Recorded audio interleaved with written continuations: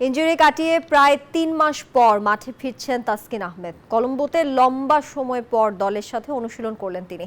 Pace bowling coach শন টেইটের ক্লাসে মনোযোগী ছাত্র এই ঢাকা এক্সপ্রেস।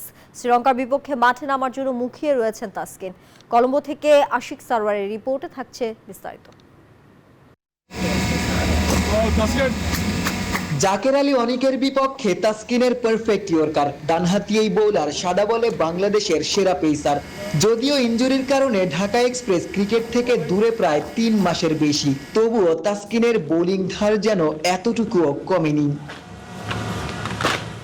তাসকিন সবশেষ ম্যাচ খেলেছেন ফেব্রুয়ারিতে চ্যাম্পিয়ন্স ট্রফিতে। টেস্ট আর টি-20তে খেলা হয় না 6 মাসের বেশি সময়। তাসকিনের গোটা ক্যারিয়ার যেন ইনজুরি আর কামব্যাকেরই গল্প। শ্রীলঙ্কার বিপক্ষে ওয়ানডে সিরিজ দিয়েই আবারও ফিরছেন সাদা বলের ক্রিকেটে।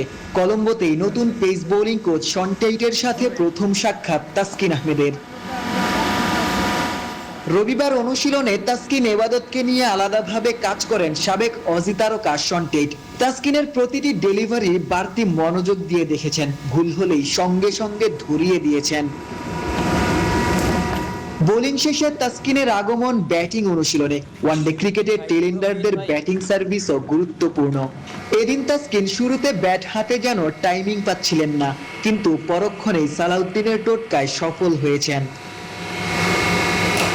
প্রায় ৩ মাস পর তাসকিন জাতীয় দলে ফিরলেন। প্রথম দিনের অনুশীলনে তাসকিন ৮ ওভারের মতো বোলিং করেছেন, লম্বা সময় ব্যাটিং অনুশীলন করেছেন। হয়তোবা কলম্বোতে প্রথম ওয়ানডে দিয়েই তাসকিন মাঠে ফিরছেন। কলম্বো থেকে আশিক সারওয়ার, নিউজ 24, শ্রীলঙ্কা।